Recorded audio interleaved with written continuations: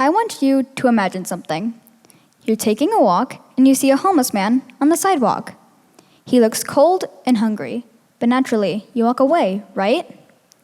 Taking the time to notice the homeless can be impacting one of the world's biggest problems. Here's a story for you. When I was young, about 5, my mom, my little brother, and I went to Target. As we were walking up to the entrance, I ran off. There was a homeless man near the doors. My mom got really worried about what I was going to say to this man when I ran up to him. But to my mom's surprise, I had said that if we could help him, then we would. But my mom was a single mom at the time, so it'd be very hard to. But even though we couldn't help him with the food or the money, I stood there and I prayed for him. Talking to the homeless people can be something that's with them for the rest of their life. And I think that is pretty cool. Once my mom's cousin was stationed in California, near Hollywood, one of the wealthiest places in America with billions and trillions of dollars. Yet there were still homeless people there, and sadly, not much of it was getting taken care of. My mom's cousin's daughter had asked what the stuff around the homeless people was. So my mom's cousin had to explain what that stuff was and how homelessness is a problem. And now you might be thinking, well, how can that be true?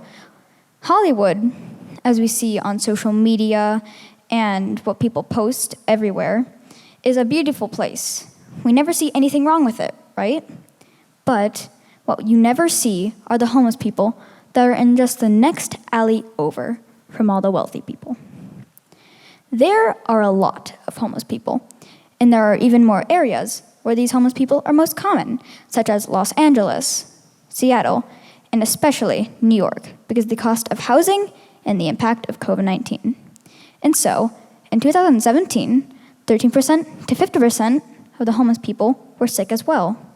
In 2020, America's homeless population was 10.5%, and sadly, a quarter of the homeless people are kids. And what's even worse is that 42% of those kids are under the age of 6. Although some places are unable to get the situation in their grasp, some places are doing exceptionally well and making sure homelessness is not a problem. For example, in 2019, Finland only had 4,600 people in their country homeless. That's not even in the percentages yet. The whole reason for this is because when Finland saw homeless people, they had a plan in mind. See, they gave the homeless people rented homes to get themselves cleaned up, to focus on the root of the problem, which could be drug addiction, mental illness, or maybe they just fell on hard times. And now, you might be thinking, well, that's easy, but where I live, there's still a high homeless population. Why can't that change? And well, here's the answer. America is spending money to fix other countries' problems that they might have, rather than their own. Because when it comes time for them to fend for themselves, they don't have enough money to do it. And so, on records dated on January 2018, about 500,000 people were now homeless. According to state and local reports, about 4 million people could now be homeless in America, and of the White House numbers, homeless people were put into 2 categories. Those living on the streets, which is 35%, and those living in homeless shelters, which is 65%. There are a lot of organizations out there, such as Carpenter Shelter or the Robin Hood Foundation. I also know that a lot of the organizations out there raise money, and that is what I would do too.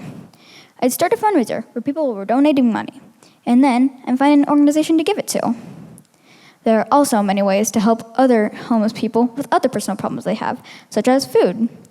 Some people say that handing out money to the homeless people helps. Others say that teaching them how to hunt, fish, or get food on their own helps. And then there's people that think that putting food and drinks into packages and handing them out to the homeless people help. But again, you all know my answer. I'd start a fundraiser where people would donate money. And then I'd help the other organizations already trying to stop homelessness by being their supporters. It doesn't matter what you think is a good way to stop homelessness. It can all impact it, even if it's just helping one person. You never know what one act of kindness can do for the world. Thank you.